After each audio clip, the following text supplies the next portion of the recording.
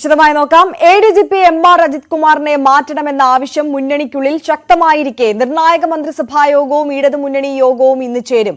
CPI RJD പാർട്ടികളാണ് ADGPയെ മാറ്റണമെന്ന് പരസ്യമായി ആവശ്യപ്പെട്ടത്. CPM നേതൃത്വം സമാന അഭിപ്രായമുണ്ടെങ്കിലും മുഖ്യമന്ത്രി ഇതുവരെ പ്രതികരിച്ചിട്ടില്ല. TP രാമകൃഷ്ണൻ മുന്നണി കൺവീനറായ ശേഷമുള്ള ആദ്യ യോഗമാണ് ഇന്ന് ചേരുന്നത്. VV അരുൺ കൂടുതൽ വിവരങ്ങളുമായി ചേരുകയാണ്. അരുൺ, വളരെ നിർണായകമായിട്ടുള്ള യോഗമാണ്. മന്ത്രിസഭാ യോഗമാണെങ്കിലും ഇടതുമുന്നണി യോഗമാണെങ്കിലും ഇന്ന് ചേരാൻ പോകുന്നത്. മുഖ്യമന്ത്രിക്ക് യോഗങ്ങളിൽ മറുപടി പറഞ്ഞേ കഴിയുകയുള്ളൂ, അത്രത്തോളം സമ്മർദ്ദമുണ്ട്. എങ്ങനെയാണ് വിശദാംശങ്ങൾ? ഇടതുമുന്നണി യോഗം വൈകിട്ട് 3 മുന്നണി യോഗം ചേരുന്നത് പ്രധാനമായും മദ്യനയത്തിന് അംഗീകാരം നൽകാനാണ്. പക്ഷേ ഏറ്റവും പ്രധാനപ്പെട്ട അജണ്ടയായി, അത് ഒരുപക്ഷെ പുറത്തുള്ള അജണ്ടയായി വരാൻ പോകുന്നത് ADGP MR അജിത് കുമാറുമായി ബന്ധപ്പെട്ട വിവാദം തന്നെയാണ്. ADGP RS നേതാക്കളുമായി പലതവണ കൂടിക്കാഴ്ച നടത്തി എന്നത് വിവാദമായിരുന്നു. ആ വിവാദത്തിനിടയിലും ഇതുവരെയും മുഖ്യമന്ത്രി പ്രതികരിക്കാൻ തയ്യാറായില്ല. മാത്രമല്ല ADGPക്കെതിരെ നടപടി സ്വീകരിക്കാനും മുഖ്യമന്ത്രി തയ്യാറായിട്ടില്ല. ADGPയെ മാറ്റണമെന്ന് CPIയും RJDയും രണ്ട് ഘടകകക്ഷികൾ പരസ്യമായി ആവശ്യപ്പെട്ടു കഴിഞ്ഞു. CPMന്റെ നേതൃത്വവും CPI നേതൃത്വവും ആ നിലപാടാണ് സ്വീകരിക്കുന്നത്. പാർട്ടി സംസ്ഥാന സെക്രട്ടറി അടക്കമുള്ളവർ അതൃപ്തി വ്യക്തമാക്കി കഴിഞ്ഞു. അന്വേഷണത്തിന് ശേഷം നടപടി ഉണ്ടാകുമെന്ന സൂചന ഇടതുമുന്നണി കൺവീനറും ഇന്നലെ പാർട്ടി സെക്രട്ടറിയും പറയുകയും ചെയ്തു. ഏതായാലും അങ്ങനെ വരുമ്പോഴും ADGP അജിത് കുമാറിന്റെ RS കൂടിക്കാഴ്ച സർക്കാരിനെ വലിയ സമ്മർദ്ദത്തിലാക്കുകയാണ്, പ്രതിരോധത്തിലാക്കുകയാണ്. എന്നിട്ടും എന്തിനു മുഖ്യമന്ത്രി സംരക്ഷിക്കുന്നു എന്ന ചോദ്യമാണ് CPI അടക്കം ഉന്നയിക്കുന്നത്. CPIക്ക് മറ്റു പ്രശ്നം കൂടിയുള്ളത്, ഏറ്റവും പ്രധാനപ്പെട്ട തൃശൂർ ലോക്സഭാ തെരഞ്ഞെടുപ്പിൽ ഇടതുമുന്നണി വിജയപ്രതീക്ഷ വച്ചുപുറത്ത് സീറ്റായിരുന്നു അത്. പക്ഷെ അവിടെ ഇടതുമുന്നണി സ്ഥാനാർത്ഥി VS സുനിൽകുമാർ പരാജയപ്പെട്ടു. തൃശൂർ പൂരം ആയതാണ് തോൽവിക്ക് കാരണമെന്നാണ് പൊതു വിലയിരുത്തലുണ്ടായത്. CPIയുടെ എല്ലാ നേതൃയോഗങ്ങളിലും അത്തരം വിലയിരുത്തൽ വന്നിരുന്നു. ആ പൂരം അലങ്കോലപ്പെടുത്തിയത് MR അജിത് കുമാറാണ്. അത് CPI നേതൃത്വത്തിന്റെ താല്പര്യപ്രകാരമാണെന്ന വിമർശനം പ്രതിപക്ഷം ഉന്നയിക്കുന്നു. ഈ സാഹചര്യത്തിൽ അത്തരം കാര്യങ്ങളും ചർച്ചയ്ക്ക് വരും. മദ്യനയത്തിന് മുന്നണി യോഗം അംഗീകാരം നൽകും. ഏറ്റവും പ്രധാനം MR അജിത് കുമാറിനെതിരെ നടപടി സ്വീകരിക്കാത്ത മുഖ്യമന്ത്രിയുടെ നീക്കത്തിലുള്ള അതൃപ്തിയാണ്. എത്രത്തോളം ശക്തമായി ഈ ഘടകകക്ഷികൾ CPI എന്തായാലും ഉന്നയിക്കുമെന്ന് ഉറപ്പാണ്. RJD ഉന്നയിക്കും. മറ്റു കക്ഷികളും സ്വാഭാവികമായ വിഷയം വരുമ്പോൾ അത് ഏറ്റുപിടിക്കാനുള്ള സാധ്യതയുണ്ട്. NCP കഴിഞ്ഞ കുറെ നാളുകളായി ഈ ഇടതുമുന്നണിയുടെ പല തീരുമാനങ്ങൾക്കെതിരെയും പ്രതിഷേധിക്കുന്ന പാർട്ടിയാണ്. PC ചാക്കോയുടെ അധ്യക്ഷനായ ശേഷം അവരുടെ നിലപാടുകൾ വലിയ മാറ്റം വന്നിട്ടുണ്ട്. കേരള കോൺഗ്രസ് എമ്മിന്റെ നിലപാട് നിർണായകമാകും.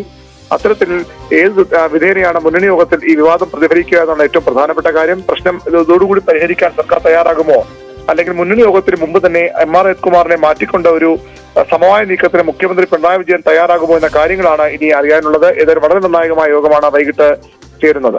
അതെ, അരുൺ സൂചിപ്പിച്ചതുപോലെ തന്നെ ADGPക്കെതിരെ എന്ത് നടപടി സ്വീകരിക്കുമെന്നുള്ളത് എല്ലാവരും ആകാംക്ഷയോടെ ഉറ്റുനോക്കുന്ന കാര്യമാണ്. അത്രത്തോളം സമ്മർദ്ദമുണ്ട്. അത് ഘടകകക്ഷികൾക്ക് ഇടയിൽ നിന്ന് മാത്രമല്ല, അത് പാർട്ടിക്കുള്ളിൽ നിന്ന് തന്നെ പോലും മുഖ്യമന്ത്രി നേരിടുന്നുണ്ട്. അതുകൊണ്ട് തന്നെ ഇന്ന് ഈ ചേരുന്ന യോഗങ്ങളിൽ നിന്ന് ADGPയെ മാറ്റുന്ന കാര്യത്തിൽ ഒരു തീരുമാനം അത് ഉണ്ടാകുമെന്ന് കൂടി പ്രതീക്ഷിക്കുന്നുണ്ട്.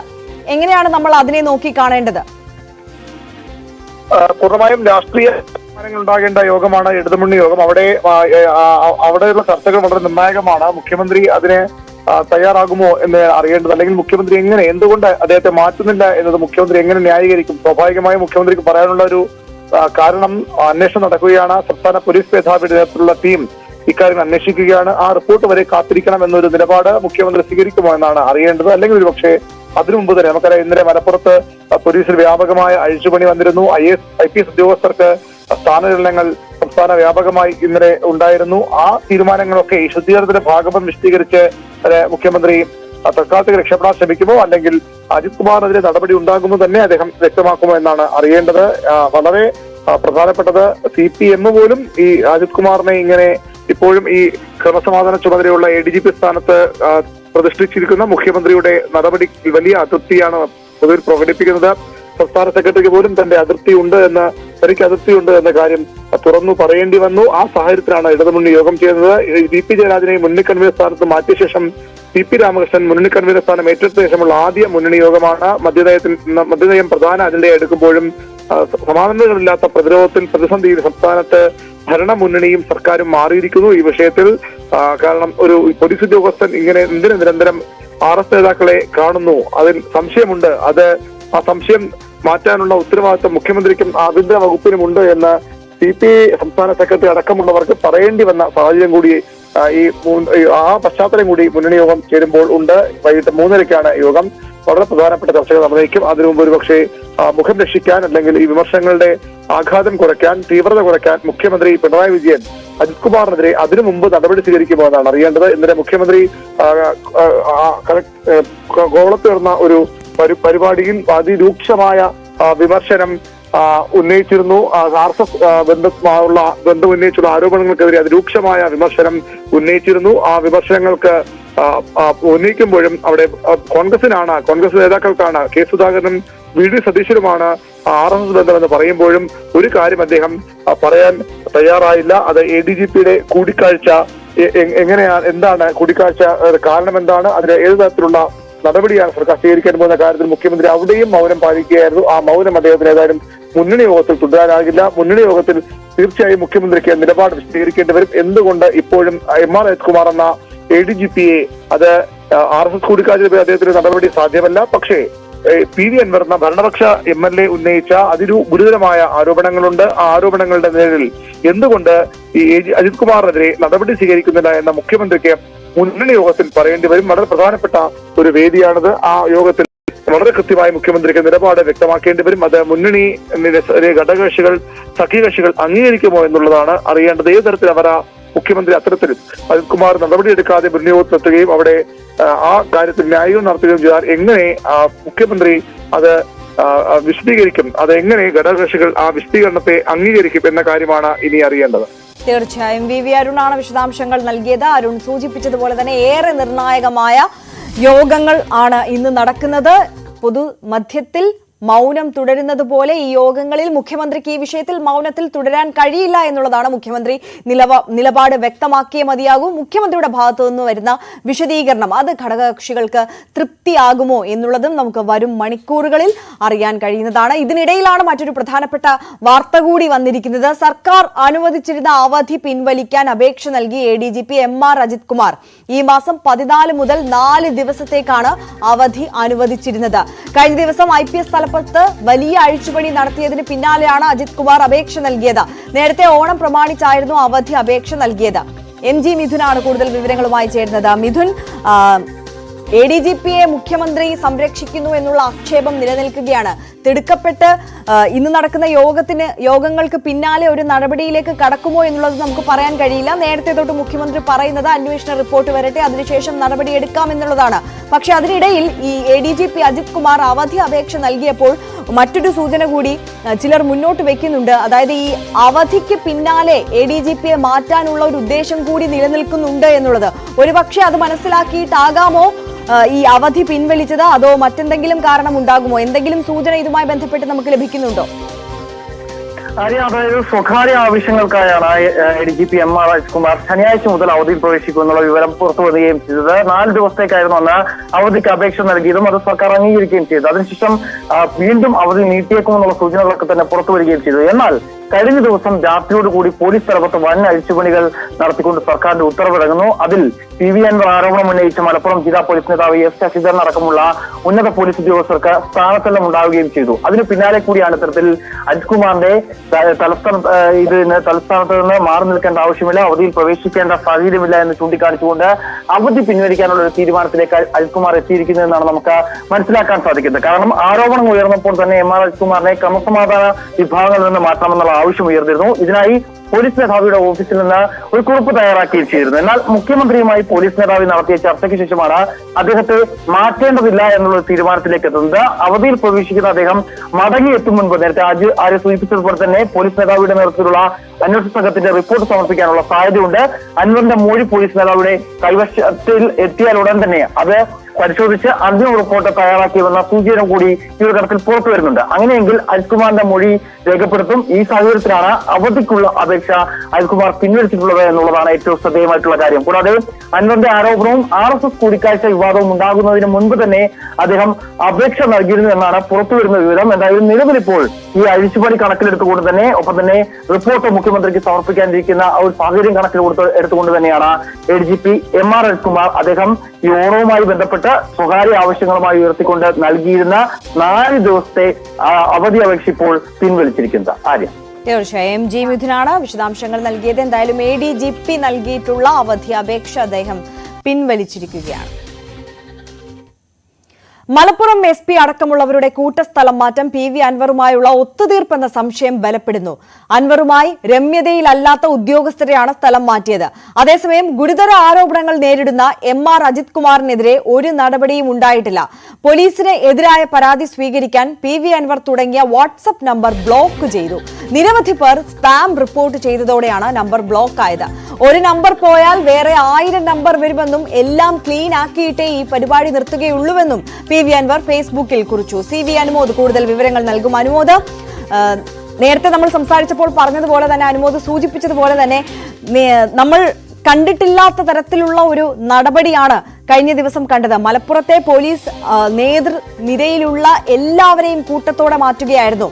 ഈ പരാതി ഉന്നയിക്കപ്പെട്ട ആളുകൾക്കെതിരെ മാത്രമല്ല ഈ ഒരു സ്ഥലം മാറ്റം വന്നത്, കൂട്ടത്തോടെ ആ ഒരു ടീമിനെ തന്നെ മാറ്റി പുതിയൊരു ടീമിനെ അവിടെ സൃഷ്ടിക്കുക എന്നുള്ള ലക്ഷ്യത്തോടു കൂടി ഉണ്ടായ ഒരു നീക്കം. കൂടുതൽ പ്രതികരണങ്ങൾ ഈ വിഷയത്തിൽ വരുന്നുണ്ട്. രാഷ്ട്രീയമായി ഇതിനെ ഏത് തരത്തിലാണ് നോക്കിക്കാണുന്നത്?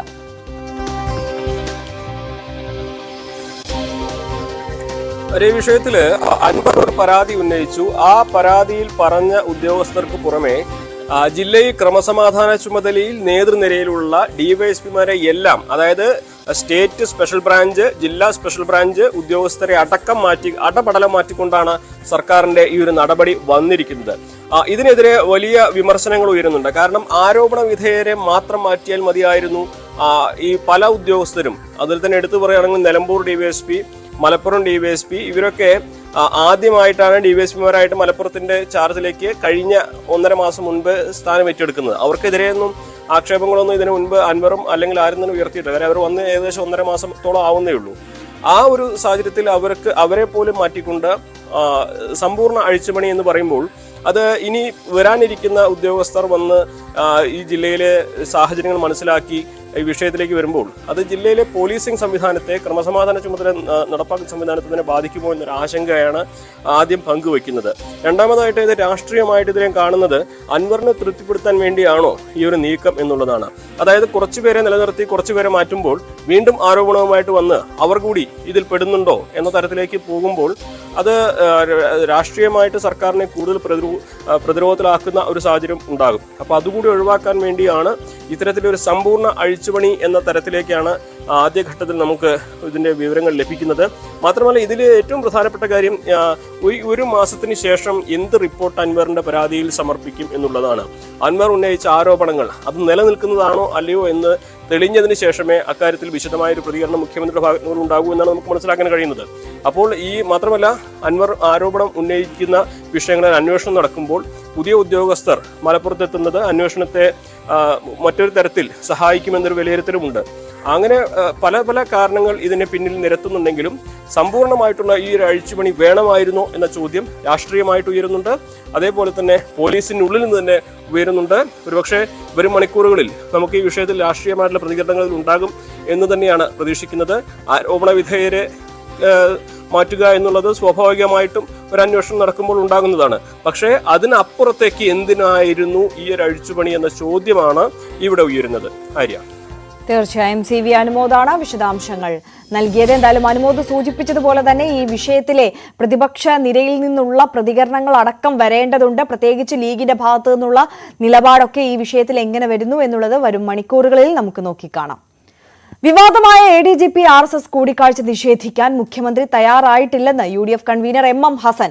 മാനസപുത്രനായ ADGP അജിത് കുമാറിനെ തള്ളിപ്പറയാൻ മുഖ്യമന്ത്രി തയ്യാറാകുന്നില്ല. ആരോപണത്തിന് മറുപടി ഇല്ലാത്തതിനാൽ പ്രത്യാരോപണം ഉന്നയിക്കുന്ന മുഖ്യമന്ത്രി നിലപാട് ജനം വിശ്വസിക്കുന്നില്ലെന്നും ഹസൻ പറഞ്ഞു. ഒട്ടും തൃപ്തികരമായ മറുപടിയല്ല. തൃപ്തികരം ഇത് UDF-നല്ല, ഇത് കേട്ടു നിൽക്കുന്ന ജനങ്ങൾക്ക് മുഖ്യമന്ത്രിയുടെ മറുപടി തൃപ്തികരമാകുമോ? മുഖ്യമന്ത്രി പറയേണ്ട മറുപടി എന്താ? കണ്ടിട്ടില്ല എന്ന് പറഞ്ഞിട്ടില്ലല്ലോ. അതാണല്ലോ ഇന്നത്തെ മുഖ്യമന്ത്രിയുടെ മറുപടി തൃപ്തികരമല്ല എന്ന് പറഞ്ഞത്. ADGP RSS നേതാക്കളെ കണ്ടിട്ടില്ല എന്ന് മുഖ്യമന്ത്രി നിഷേധിക്കുന്നില്ല. മുഖ്യമന്ത്രി പറയേണ്ടത് ADGP കണ്ടത് അദ്ദേഹത്തിന് അറിവോടുകൂടിയല്ല, ആ കണ്ടതിൽ യാതൊരു തരത്തിലുള്ള രാഷ്ട്രീയ ദൗത്യവും അദ്ദേഹം ഒറ്റയ്ക്ക് വ്യക്തിപരമായി കണ്ടിട്ടുണ്ടെങ്കിൽ ഞങ്ങളത് അന്വേഷിക്കും, അതേക്കുറിച്ച് നടപടിയെടുക്കുമെന്നല്ലേ പറയേണ്ടത്. അതിനു പകരം ഈ അങ്ങാടിയിൽ തോറ്റതിന് അമ്മയുടെ നേരെ എന്ന് പറയുന്നത് പോലെ പ്രത്യാരോപണം ഉന്നയിച്ചാൽ ആ മുഖ്യമന്ത്രി പറയുന്നത് കേട്ട് തൃപ്തിപ്പെടാൻ ഞങ്ങൾ UDF പ്രതിപക്ഷം മാത്രമല്ല, ഇത് കേട്ടുകൊണ്ടിരിക്കുന്ന ജനങ്ങൾ തയ്യാറാവും.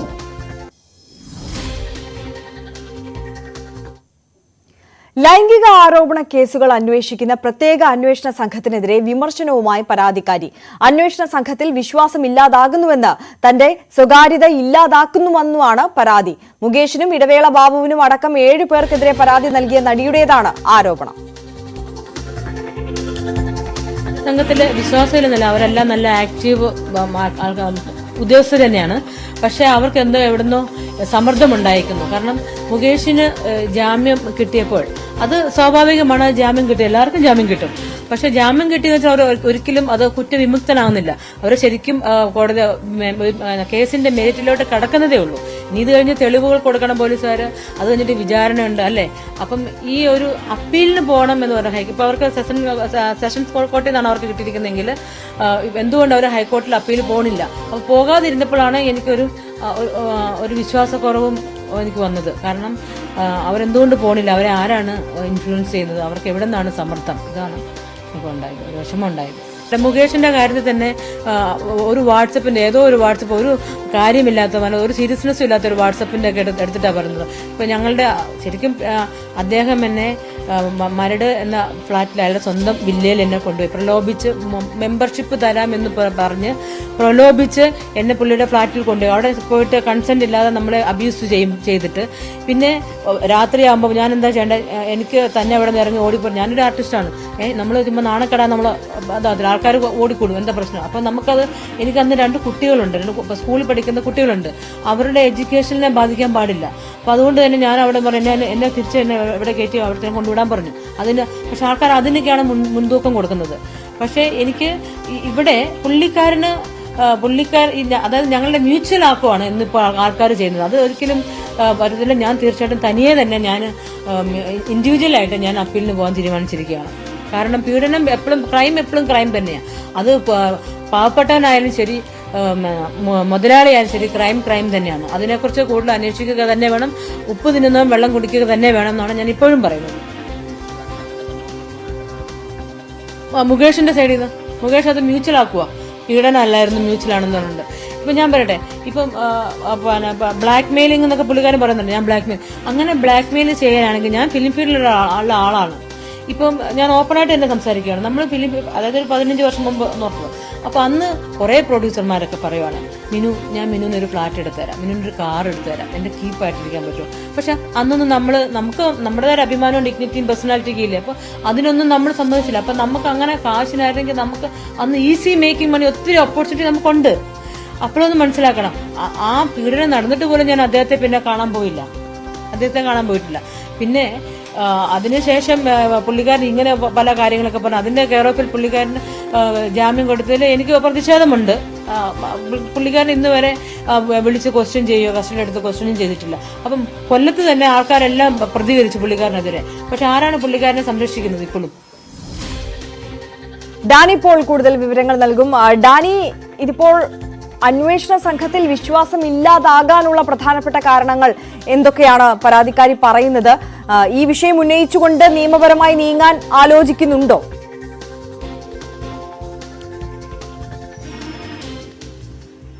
അവർ ഈ വിഷയം ഉന്നയിച്ചുകൊണ്ട് നിയമപരമായി മുന്നോട്ട് പോകാൻ തന്നെയാണ് ആലോചിക്കുന്നത്. സ്വന്തം നിലയിൽ തന്നെ അവർ മുന്നോട്ട് പോകാനായിട്ട് തീരുമാനിക്കുന്നത്. അതിന് പ്രധാനപ്പെട്ട ഒരു കാരണമായി പറയുന്നത് ഈ മുകേഷിനും മറ്റും നൽകിയ ഇപ്പോൾ മുൻകൂർ ജാമ്യമടക്കം നൽകുന്ന ഒരു സാഹചര്യം ഉണ്ടായിട്ടുണ്ട്. അതിനെതിരെ എന്തുകൊണ്ടാണ് അപ്പീലടക്കം പോകാനായിട്ട് സർക്കാർ മടിക്കുന്നത്? ഈ രീതിയിൽ മുകേഷിനെ സംരക്ഷിക്കുന്ന ഒരു നിലപാടിലേക്കടക്കമാണ് കാര്യങ്ങളിൽ എത്തിയിരിക്കുന്നത്. അപ്പോൾ ഇതിൽ തനിക്ക് ശക്തമായ പ്രതിഷേധമുണ്ട്. ഈ സർക്കാർ അടക്കം ഇരകൾക്കൊപ്പമാണ് നിൽക്കേണ്ടത്.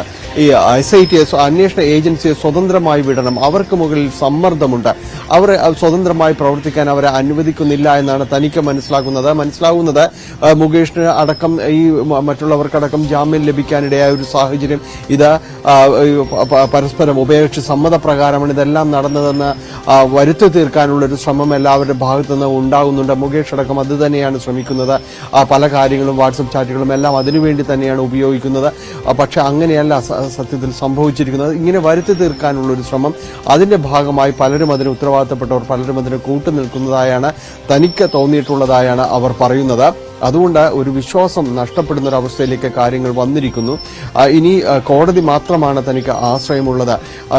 അതുകൊണ്ട് തന്നെയാണ് കോടതിയിലേക്ക് പോകാനടക്കം തീരുമാനിച്ചിട്ടുള്ളത്. ഈ രീതിയിലേക്ക് ഒരു അപ്പീൽ നൽകാൻ അടക്കമുള്ളൊരു സാഹചര്യം ഉണ്ടായില്ലെങ്കിൽ അത് മറ്റുള്ളവർക്ക് കൂടി ഈ തുറന്നു പറച്ചിലുകൾ അല്ലെങ്കിൽ പരാതി നൽകാൻ സന്നദ്ധരായിട്ടുള്ളവർ അവർക്ക് കൂടി ഇതിൽ പിന്നാക്കം പോകേണ്ടി വരും. അവർക്ക് കൂടി വിശ്വാസമില്ലാത്തൊരു സാഹചര്യത്തിലേക്ക് അടക്കം കാര്യങ്ങൾ എത്തിച്ചേരുകയും ചെയ്യും. അതുകൊണ്ട് ഇരകളെയാണ്, അവരുടെ ഭാഗത്താണ് എല്ലാ സംവിധാനവും ഉറച്ച് നിൽക്കേണ്ടത്, പരാതിക്കാരൊപ്പം ആണ് നിൽക്കേണ്ടത്. അങ്ങനെയുള്ളൊരു അവസ്ഥ, അവരെ വിശ്വാസത്തിലെടുക്കാൻ തന്നെ എല്ലാ കാര്യങ്ങളും തയ്യാറാകണം. ഇപ്പോൾ വന്നിരിക്കുന്നത് മുകേഷിന് ജാമ്യം ലഭിക്കുന്നു, അതോടൊപ്പം തന്നെ പരാതി പറഞ്ഞിട്ടുള്ള പലർക്കും ഈ ജാമ്യം നൽകുന്നൊരവസ്ഥയിലേക്ക് അടക്കം കാര്യങ്ങൾ പോകുന്നത്. അത് വേണ്ട വിധത്തിൽ ഏകോപനമില്ലാതെ പോകുന്നതുകൊണ്ട് മാത്രമാണ് ഇത് സംഭവിക്കുന്നതെന്ന് അവർ പറയുകയും ചെയ്യുന്നു. അപ്പോൾ തനിക്ക് വിശ്വാസമുള്ളൊരവസ്ഥയിലേക്ക് കാര്യങ്ങൾ എത്തുന്നില്ല. മറ്റിരകൾക്കും ഇതുപോലെ തന്നെ എല്ലാം തന്നെ സംഭവിക്കുന്ന ഒരവസ്ഥയിലേക്ക് കാര്യങ്ങൾ പോകും. അന്വേഷണ ഏജൻസിയെ സ്വതന്ത്രമായി വിടേണ്ട ഒരു സാഹചര്യമാണ് ഉള്ളത്. അതിന് തക്ക സംവിധാനങ്ങളാണ് ഉണ്ടാകേണ്ടതെന്ന് അവർ പറയുകയും ചെയ്യുന്നു. താൻ ഏതായാലും സ്വന്തം നിലയ്ക്ക് ഇതിൽ ഫൈറ്റ് ചെയ്യാൻ തീരുമാനിക്കുന്നതായി അവർ പറയുന്നു. അഭിഭാഷകരെ അടക്കം അതിന് ചുമതലപ്പെടുത്തിയിട്ടുണ്ട്. തനിക്ക് തന്റെ ഭാഗം, തന്റെ നിരപരാധിത്വം തെളിയിക്കാനായിട്ട് സാധിക്കുകയും ചെയ്യും. ഇപ്പോൾ വന്നിരിക്കുന്ന ഈ മുൻകൂർ ജാമ്യം എന്ന് പറയുന്നത് അവർ കുറ്റവാളികളല്ല എന്ന് ആരും തന്നെ പറയുന്നില്ല. പക്ഷെ അങ്ങനെ ചിത്രീകരിക്കാനാണ് ഇവർ ശ്രമിക്കുന്നത്. പലരും തന്നെ ശ്രമിക്കുന്നത് ആ രീതിയിലാണ് ശ്രമിക്കുന്നത്. പക്ഷെ അങ്ങനെ കാണേണ്ടതില്ല. ഇതിന് നിയമ പോരാട്ടം താൻ സ്വന്തം നിലയിൽ തുടരാനാണ് തീരുമാനിച്ചിട്ടുള്ളത്. ഇനി വിശ്വാസം കോടതികളിലാണെന്നാണ് എറണാകുളത്തെ ഈ പരാതിക്കാരി പറയുന്നത്. തീർച്ചയായും ഡാനി പോളാണ് വിവരങ്ങൾ നൽകുന്നത്. ഡാനി തുടരുക. മറ്റൊരു വാർത്തയുടെ വിശദാംശങ്ങൾ കൂടി ചോദിച്ചറിയേണ്ടതുണ്ട്. മറ്റൊരു പ്രധാനപ്പെട്ട വാർത്തയിലേക്ക് കടന്നാൽ, ആലപ്പുഴ കലവൂരിൽ വയോധികയെ കൊന്നു കുഴിച്ചു മൂടിയത് ആസൂത്രിതമായിട്ടെന്ന് പോലീസ്. കൊലപാതകത്തിന് മുൻപ് തന്നെ വീടിന് പുറകുവശത്ത് കുഴിയെടുത്തുവെന്നാണ് നിഗമനം. ഒളിവിൽ കഴിയുന്ന പ്രതികളെന്ന് സംശയിക്കുന്ന ഷർമിളയ്ക്കും നിതിൻ മാത്യുവിനും വേണ്ടി കടവന്ത്രയിൽ നിന്നും ആലപ്പുഴയിൽ നിന്നുമുള്ള അന്വേഷണ സംഘം ഉടുപ്പിയിലെത്തി പരിശോധന നടത്തുകയാണ്. അതേസമയം സുഭദ്രയുടെ പോസ്റ്റ്മോർട്ടം ഇന്ന് നടക്കും. ശരണ്യ സ്നേഹജനും ഡാനി പോളുമാണ് വിവരങ്ങളുമായി ചേരുക. ആദ്യം ശരണ്യയിലേക്ക് പോവുകയാണ്. ശരണ്യ, ഇതിപ്പോൾ ആസൂത്രിതമായി നടന്നൊരു കൊലപാതകം എന്ന നിഗമനമല്ല, സ്ഥിരീകരണത്തിലേക്ക് തന്നെ പോലീസ് എത്തുകയാണ്. കൊലപാതകം നടക്കുന്നതിന് മുമ്പ് തന്നെ കുഴിയെടുത്തിരുന്നു എന്നുള്ളതാണ് നിർണായകമായ കണ്ടെത്തൽ. വിശദാംശങ്ങൾ എങ്ങനെയാണ്?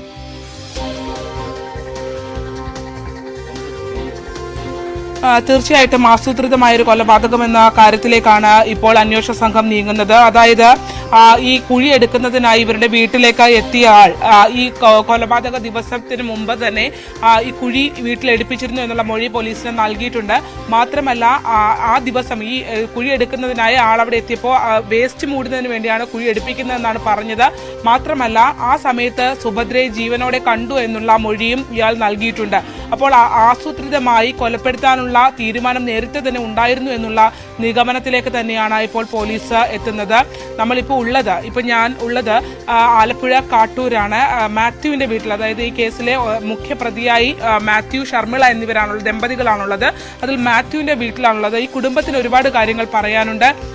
അച്ഛൻ ക്ലീറ്റസും അമ്മ ഗ്രേസിയുമാണ് നമ്മളോടൊപ്പം ഉള്ളത്. അവർ പറയുന്ന കാര്യങ്ങളൊക്കെ തന്നെയും വളരെ ഞെട്ടിക്കുന്ന കാര്യങ്ങളാണ്. എങ്ങനെയാണ് ഷർമിള നിങ്ങളുടെ കുടുംബത്തിലേക്ക് എത്തുന്നത്? ഞങ്ങളുടെ കുടുംബത്തിൽ വരുന്നതെന്ന് പറയുന്നത് ഇവള് അപ്പനമ്മയും മരിച്ച് അനാഥരായിട്ട് നിൽക്കുകയായിരുന്നു. അപ്പോൾ അങ്ങനെ ഹോസ്റ്റലിൽ നിൽക്കുകയായിരുന്നു. ഹോസ്റ്റലിൽ നിന്നാണ് ഞങ്ങൾ പരിചയപ്പെടുന്നത്. അപ്പോൾ അതിനു മുൻപ് ഈ പറഞ്ഞ സുബ്ബരാമ്മയുടെ വീട്ടിലാണ് ഇവള് നേരത്തെ തന്നെ ഈ സുബ്ബരാമ്മയാണ് സംരക്ഷിച്ചുകൊണ്ടിരുന്നത്. ഈ ഷർമിള സുഭദ്രാമ്മയുടെ വീട്ടിൽ എത്ര കാലം താമസിച്ചിരുന്നു നിങ്ങൾക്കറിയാം? അത്രയും കറക്റ്റായിട്ടൊന്നും അറിയില്ല. എന്നായാലും ഒരുപാട് നാള് ഇപ്പൊ ഇവര് ഇവിടെ ഒരുപാട് വർഷങ്ങൾ ഒരുപാട് വർഷങ്ങൾ താമസിച്ചതായിട്ടാണ് ഈ സുബ്ബരാമയുടെ ഭാഗത്തുനിന്ന് സംസാര വിഷയത്തിൽ ഉണ്ടായിക്കൊണ്ടിരുന്നത് ഞങ്ങൾ കേട്ടിട്ടുള്ളത്. അപ്പോൾ ഇവര് പിന്നെ ഒരു മകളെ പോലെ തന്നെയാണ് ഇവർ നോക്കിക്കൊണ്ടിരുന്നത്. അപ്പോൾ അവര് ഒരു ഈ ഹോസ്റ്റലിൽ നിന്നൊക്കെ വരുന്ന പെണ്ണുങ്ങളൊക്കെ താമസിക്കുന്ന ഒരു റൂം അവരിവിടെ ശരിയാക്കിയിട്ടുണ്ട് എറണാകുളത്ത്. അപ്പോൾ അവിടെ അവരെ താമസിച്ചിട്ട് അവർ ഇതിൽ നിന്ന് കിട്ടുന്ന എന്തെങ്കിലും വരുമാനങ്ങളൊക്കെ കൊണ്ടാണ് അവർ ജീവിച്ചിരുന്നത്. അവരുടെ മക്കളൊക്കെ വേറെ താമസിക്കും.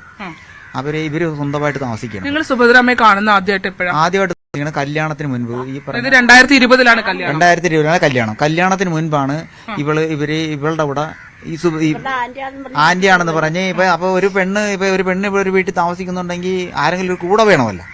അങ്ങനെ ഇവർ രണ്ടുപേരും കൂടെ വന്ന് 2 ദിവസം സുഭദ്രാമ്മ ഈ പറഞ്ഞ ഷർമിളയും കൂടെ ഇവിടെ താമസിച്ചതിന് ശേഷം 2 ദിവസം കഴിഞ്ഞ് ഇവർ പോയി.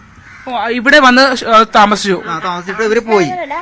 കല്യാണം ആലോചിച്ചപ്പോ 2 ദിവസം ഇവിടെ വന്ന് 2 ദിവസം ഇവർ രണ്ടുപേരും കൂടെ വന്നിട്ട് അത് 2 ദിവസം കഴിഞ്ഞിട്ട് അവരുടെ വീട്ടിലോട്ട് പോയി കഴിഞ്ഞ് പിന്നെ ഒരാഴ്ച കഴിഞ്ഞതിന് ശേഷമാണ് ഞങ്ങൾ കല്യാണം നടക്കാനുള്ളത്. ആ സമയത്ത് കല്യാണം നടന്നു. എങ്ങനെയായിരുന്നു കല്യാണത്തിന്റെ ഒരു സ്വഭാവം? കാരണം ഈ ഷർമിളയായിട്ടുള്ള വിവാഹാലോചന നിങ്ങളിലേക്ക് എങ്ങനെയാ എത്തിയത്? ഞങ്ങൾ ആദ്യം ഇവിടെ നിന്ന് കല്യാണം ഒഴിയാൻ തീരുമാനിച്ചു. കാര്യം എന്ന് പറയുമ്പോൾ ഇവർക്ക് ഐലൻഡ് കാർഡൊന്നും ഇല്ല. ഐലൻഡ് കാർഡൊന്നും കറക്റ്റ് കിട്ടുന്നില്ല. അമ്മ പറയും. പിന്നെ ഇവള് മോളെ അത് ഇവര് കൊച്ചി വെളി ഗവൺമെന്റ് ഹോസ്റ്റലിൽ നിന്നാണ് നിൽക്കാറുണ്ട്. ഇവർക്ക് ആരുമില്ല. അപ്പൊ ഇവരുടെ അമ്മയുടെ അപ്പൻ 2 കെട്ടിയതാ. അപ്പൊ ആദ്യത്തെ കെട്ടില്ല അവരുടെ വല്യമ്മച്ചെന്ന് പറയും അവരുടെ മകനാണ് ഇവളെ കൊണ്ടു. അവർക്ക് അവിടെ ഭയങ്കര ശല്യമായിരുന്നു. നിങ്ങൾക്ക് ഈ കല്യാണാലോചന വരുന്ന സമയത്ത് വിശദമായ വിവരങ്ങളില്ല. ഹോസ്റ്റൽ വഴിയാണ് മഠത്തിൽ ഹോസ്റ്റലായിരുന്നു. മഠത്തിന്. അപ്പൊ സിസ്റ്റർമാരുടെ കൂടെ നിൽക്കുകയാണ്. അപ്പൊ അവിടെ ഒരുപാട് പിള്ളേരുണ്ട്. മാത്യു ആദ്യ വിവാഹം വേർപെടുത്തിയ ആളാണ്. അതിലൊരു കൊച്ചുണ്ട്, പെൺകുഞ്ഞുണ്ട്. ഇപ്പൊ 8ാം ക്ലാസ്സിൽ അങ്ങോട്ട് പഠിക്കണം. കൊച്ചിനെ ഞങ്ങൾ ജ്ഞാനസ്നാനത്തിന് കണ്ടല്ല, ഞങ്ങൾ കണ്ടിട്ടില്ല. ഞങ്ങൾ കൊച്ചിനെ ആവശ്യപ്പെട്ട ഞങ്ങൾ ഒരിക്കൽ ഞങ്ങളെ പരാതി കൊടുത്തപ്പോ ഞങ്ങള് പോലീസുകാരോട് ഞങ്ങൾ ചെന്നപ്പോ ഞാൻ പറഞ്ഞു വെറുതെ ഒന്ന് ഇവരുടെ സ്വഭാവം ഒന്ന് അറിയാൻ. ആദ്യ ഭാര്യ ഡിവോഴ്സായി കുട്ടി അവരോടൊപ്പമാണ്. അതിനുശേഷമാണ് ഷർമിളയായിട്ടുള്ള വിവാഹത്തിലേക്ക് പോകുന്നത് അല്ലേ? അപ്പൊ ഇങ്ങനെ ഹോസ്റ്റലിൽ നിന്നല്ലേ. അപ്പൊ സിസ്റ്റർമാര് ഇങ്ങനെ ആലോചിച്ച് അവരുടെ കൂടെ നിൽക്കുന്നല്ല. അവരെ നമുക്ക് കുറ്റം പറയാം, സിസ്റ്റർമാരെ കുറ്റം പറയാൻ പറ്റില്ല. അവരുടെ ഭാഗത്തു നിന്നാണ് ആലോചന വന്നത്. അവരുടെ കൂടെ നിന്നപ്പോ നല്ലൊരു കൊച്ചായിട്ട് തോന്നി. അതെ, ഞാൻ ചോദിക്കുന്നത് ആ സിസ്റ്റർമാര് നിങ്ങളെ കോണ്ടാക്ട് ചെയ്യാൻ അവർ എറണാകുളത്തുള്ള ആളുകളാണല്ലോ. എന്റെ മകൾ അന്ന് ഇവിടെ ഇവിടെ കലൂർ ആരാമി നിൽക്കുന്ന അവസരമാണ്. അവിടെ മന്ദിരമുണ്ട്. അവിടുത്തെ രോഗികളെ നോക്കുന്ന അവസരമായിരുന്നു. അപ്പൊ പറഞ്ഞത് ലിതിയ ഇങ്ങനെ ഒരു കൊച്ചുണ്ട്, നല്ലൊരു കൊച്ചാണ്. സഹോദരിയോടാണ് വിവാഹാലോചന നടത്തുന്നത്. നല്ലൊരു കൊച്ചാണ്. ആ കൊച്ചിന് ഞങ്ങൾ നിധിനെ ആലോചിക്കുന്നത് നല്ല കൊച്ചാണ്. അപ്പൊ നമുക്ക് സിസ്റ്റർമാരെ കുറ്റം പറയാൻ പറ്റത്തില്ല. എന്താണെന്ന് വെച്ചാൽ അവരുടെ കൂടെ നിന്നപ്പോ നല്ല സ്വഭാവമുണ്ട്. അവർക്ക് ഇവർക്ക് സ്വഭാവം അറിയില്ല. ഇടക്കിടക്ക് അവിടുന്ന് മുങ്ങും. പിന്നെ എങ്ങോട്ടാണ് പോണെന്ന് അവർക്കും അറിയാൻ പറ്റില്ല. ജോലിക്ക് അവിടെയാണ്ട് ജോലി ഉണ്ടായെന്നാണ് ഇവ പറയുന്നത്. ഉടുപ്പി സ്വദേശിയാണ്. അപ്പൊ കല്യാണ സമയത്ത് ഉടുപ്പിയിൽ നിന്ന് ആരെങ്കിലും ഒക്കെ എത്തിയിരുന്നോ? ഉടുപ്പിയിലെ ഞങ്ങൾക്ക് അവർക്ക് വീടും അവിടെ കുറെ സ്ഥലമുണ്ട്, സ്വർണ്ണമുണ്ട്, രൂപ ആയോണ്ട് ഇങ്ങനെയൊക്കെ ഉണ്ടെന്ന് പറഞ്ഞ് ഞങ്ങളെയും കൂട്ടിക്കൊണ്ട് പോയി. ഞങ്ങളുടെ സഹോദരങ്ങളും ഞങ്ങളെല്ലാവരും പോയി. അവിടെ ചെന്നപ്പോ ഇവക്ക് ആൾക്കാരും ഒരാളെ കാണിച്ചു. അങ്ങനെ ഭയങ്കര കോടീശ്വരൻ അവരുടെ വീട്ടിൽ ചെന്ന് അപ്പൊ പറഞ്ഞു അത് അപ്പന്റെ അനിയനാണെന്നാണ് പറയണത്. ഞങ്ങൾക്ക് അറിയത്തില്ലല്ലോ. നിങ്ങളുടെ ഈ വിവാഹാലോചനയിലേക്ക് എത്തുന്നത് സുഭദ്രാമയാണ്, ഈ കൊല്ലപ്പെട്ട സ്ത്രീയായ സുഭദ്രയാണ്, ബന്ധുവാണ് എന്ന് പറഞ്ഞുകൊണ്ട് ഈ കുടുംബത്തെ സമീപിച്ചെന്നാണ് ഇപ്പോൾ മാത്യുവിന്റെ അമ്മ വ്യക്തമാക്കുന്നത്. ആന്റിയാണ് എന്ന് പറഞ്ഞാണ് എത്തിയത്. വിവാഹാലോചന നടക്കുന്ന ഘട്ടത്തിലും സുഭദ്ര ഇവിടെ എത്തിയിരുന്നു. അതായത് വർഷങ്ങളായുള്ള ബന്ധമാണ് ഷർമിളയും സുഭദ്രയും തമ്മിലുള്ളതെന്നാണ് കുടുംബം സ്ഥിരീകരിക്കുന്നത്. പക്ഷേ അതേസമയം വിവാഹത്തിന് ശേഷം എങ്ങനെയായിരുന്നു ഷർമിള? പിന്നെ അവര് വന്നിട്ടില്ല. അവര് പിന്നെ കല്യാണം കഴിഞ്ഞ ഒരു പ്രാവശ്യം വന്ന്. അതെങ്ങനെയാ ഇവളെന്തോ പൈസ അവരോട് മേടിച്ചു, കല്യാണത്തിന് മുന്നു മേടിച്ച്. ഷർമിള പണം വാങ്ങിയിട്ടുണ്ട് സുഭദ്രയുടെ മേടിച്ചിട്ട് ഇവിടെ വന്നേച്ചും. പിന്നെ അതെനിക്ക് സുഭദ്രാമ്മ ഇവളും കൂടെ കൈ നിന്നുണ്ടാകുന്ന ഞങ്ങൾക്ക് അറിയത്തില്ല. അന്നേരം വന്നിച്ച് പറഞ്ഞു 7000 രൂപ ഷർമിള മേടിച്ചിട്ടുണ്ട്. അപ്പൊ ഞങ്ങൾ പൈസ മേടിച്ചില്ലല്ലോ.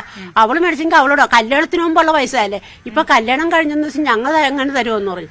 ഇനിയിപ്പൊ ഇവര് കിടന്ന് ഞങ്ങളുടെ കുടുംബ വീട് കിഴക്കാണ്, അവിടെയും വന്ന് ഇവര് തർക്കം ഉണ്ടായിട്ടുണ്ട്. അവിടുത്തെ അപ്പൊ അവര് വഴക്കിട്ട് കണ്ട് ഇവിടെ കൊണ്ടുവന്നു. ഇവിടെ ചിലപ്പോ ഞങ്ങള് അന്ന് കല്യാണത്തിന് വായ്പയൊക്കെ മേടിച്ച് എല്ലാം ചെയ്താണ് വെച്ച്. ആ കാശിന്റെ അന്ന് 7000 രൂപ സുഭദ്രാമ്മക്ക് എടുത്തു കൊടുത്തു. സാമ്പത്തികമായ ഇടപാടുകൾ സുഭദ്രയും ഷർമിളയും തമ്മിലുണ്ട്. ഈ അച്ഛൻ ഞാൻ ഒരു കാര്യം ചോദിക്കട്ടെ, മാത്യു മദ്യപാനിയായിരുന്നു? ഒന്ന് നീങ്ങി നിൽക്കാവോ?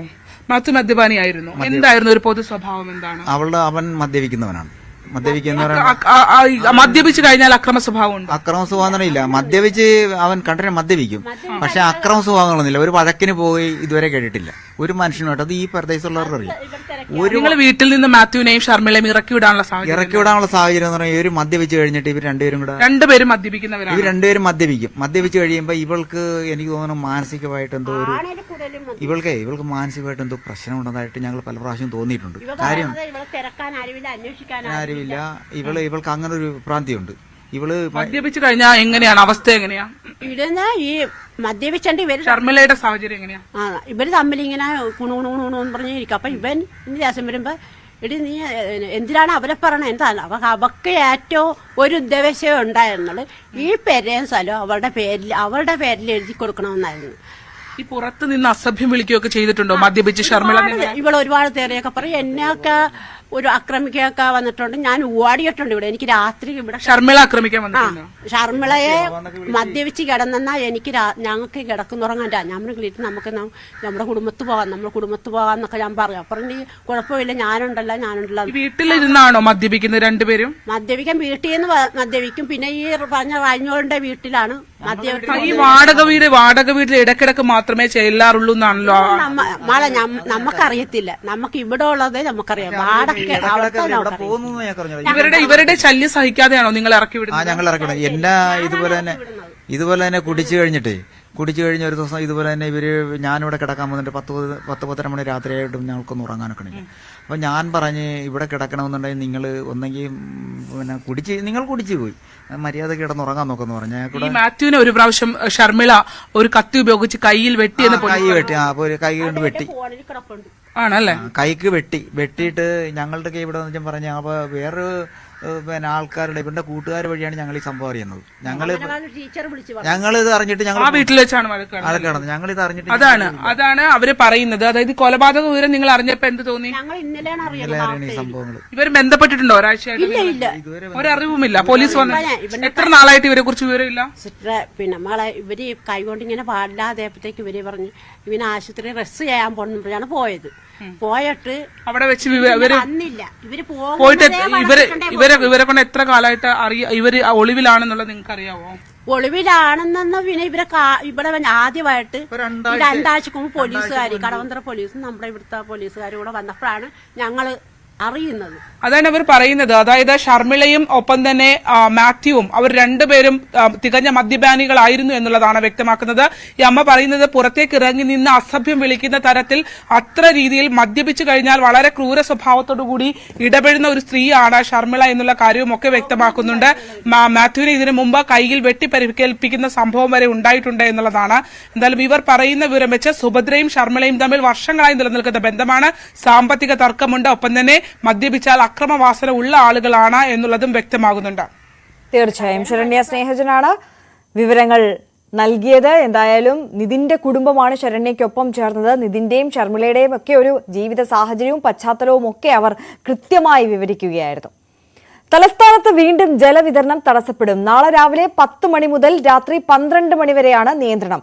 Vazhuthacaud Udara Shiromani road, Palottukonam, CSM Nagar, Sisuvihar lane, cotton hill, Edappazhinji, K Aniruddhan road, Irakkam road, Mettukkada, Valiyasala, Thycaud എന്നീ പ്രദേശങ്ങളിലാണ് ജലവിതരണം തടസ്സപ്പെടുക. ഉപഭോക്താക്കൾ വേണ്ട മുൻകരുതലുകൾ സ്വീകരിക്കണമെന്ന് വാട്ടർ അതോറിറ്റി അറിയിച്ചു. സ്മാർട്ട് സിറ്റി പദ്ധതിയുമായി ബന്ധപ്പെട്ട് ആൽത്തറ മേട്ടുക്കട റോഡിൽ സ്ഥാപിച്ചിട്ടുള്ള പുതിയ ലൈനുകൾ ചാർജ് ചെയ്യുകയും പഴയ ബ്രാഞ്ച് ലൈനുകൾ പുതിയ പൈപ്പ് ലൈനുമായി കണക്ട് ചെയ്യുകയും ചെയ്യുന്ന ജോലികൾ നടക്കുന്നതിനാലാണ് ജലവിതരണം മുടങ്ങുക. ഇടവേള.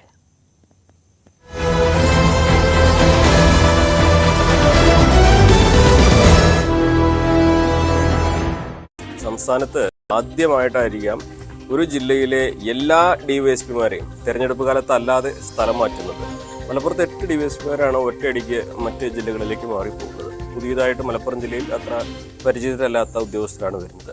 ഇത് അൻവറുമായിട്ടുള്ള ഒത്തുതീർപ്പാണോ എന്ന് ചോദിച്ചാൽ അൻവർ ഉന്നയിച്ച ആരോപണങ്ങളിൽ അതിൻ്റെ തുടർ നടപടികളായിട്ട് വേണം ഈ സ്ഥലം മാറ്റത്തെ കാണുവാൻ. പക്ഷേ അൻവർ ഉന്നയിച്ച ഇപ്പോൾ സ്ഥലം മാറിപ്പോകുന്ന ഉദ്യോഗസ്ഥർ എല്ലാവരും അൻവർ ആക്ഷേപം ഉന്നയിച്ചവരല്ല. SP ശശിധരനാണ് അൻവറിന്റെ ആക്ഷേപങ്ങൾക്ക് നേരിട്ട് ഇരയായത്. മറ്റുദ്യോഗസ്ഥരൊക്കെ ഏതാണ്ട് 1 മാസം മാത്രമായിട്ടേ ഉള്ളൂ മലപ്പുറം ജില്ലയിൽ തിരിച്ചെത്തിയിട്ട്. അതായത് ജൂലൈ ഓഗസ്റ്റോടെയാണ് അവർ ഈ തെരഞ്ഞെടുപ്പ് കാലത്തിന് ശേഷമുള്ള റീഷഫ്ലിംഗിൽ മലപ്പുറം ജില്ലയിൽ തിരിച്ചെത്തിയത്. ഇവരൊക്കെ മലപ്പുറം ജില്ലയിൽ മുൻപ് സേവനമനുഷ്ഠിച്ച പരിചയമുള്ളവരാണ്. അപ്പോൾ ആക്ഷേപം ഉന്നയിച്ച ഉദ്യോഗസ്ഥരെയാണോ സ്ഥലം മാറ്റിയത് വെച്ചാൽ അല്ല എന്ന് പറയേണ്ടി വരും. പകരം എല്ലാവരെയും സ്ഥലം മാറ്റിക്കൊണ്ട് ഇനി ഒരു ആക്ഷേപത്തിന് അവസരം കൊടുക്കാതെ ഇനി ഒരാളെ മാത്രം മാറ്റിയാൽ മറ്റേയാളെ സംരക്ഷിച്ചു എന്ന് പറഞ്ഞ് അൻവർ വീണ്ടും വന്നാലോ എന്ന ഒരു തോന്നലിലായിരിക്കാം എല്ലാവരെയും മാറ്റിയത്. ഇനിയിപ്പോൾ ആർക്കെതിരെയും ഒന്നും പറയാൻ കഴിയില്ലല്ലോ, കാരണം എല്ലാവരും മാറ്റിക്കഴിഞ്ഞു. പുതിയ SP ഏതാണ്ട് അടുത്ത ദിവസങ്ങളിൽ മലപ്പുറത്ത് സ്ഥാനമേൽക്കും. അപ്പോൾ അൻവർ ഉന്നയിച്ച ആക്ഷേപങ്ങളിൽ നടപടികൾ എടുക്കുന്നു എന്ന സന്ദേശം കൃത്യമായിട്ട് നൽകാൻ തന്നെയാണ് ഈ ഒരു സാഹചര്യത്തെ നമ്മൾ കാണേണ്ടത്. അൻവറിന്റെ ഇന്നലത്തെ മറുപടിയും അത് സൂചിപ്പിക്കുന്ന തരത്തിലായിരുന്നു. താൻ തുടങ്ങി വെച്ച പോരാട്ടങ്ങൾ ഫലം കാണുന്നു എന്ന് അദ്ദേഹം കരുതുന്നു. ഇതിലേറ്റവും പ്രധാനം ഈ ഉദ്യോഗസ്ഥർക്കെതിരായ സ്ഥലമാറ്റമോ SP യെ മാറ്റിയതൊന്നുമല്ല. ഇതിൽ അന്വേഷണം, അദ്ദേഹം ഉന്നയിച്ച ആക്ഷേപങ്ങളിൽ അന്വേഷണത്തിൽ എന്ത് റിപ്പോർട്ട് കണ്ടെത്തുന്നു എന്നുള്ളതാണ്. 1 മാസത്തിനുള്ളിൽ അദ്ദേഹം എഴുതി നൽകിയ പരാതിയിൽ ആ പരാതികൾ നിലനിൽക്കുന്ന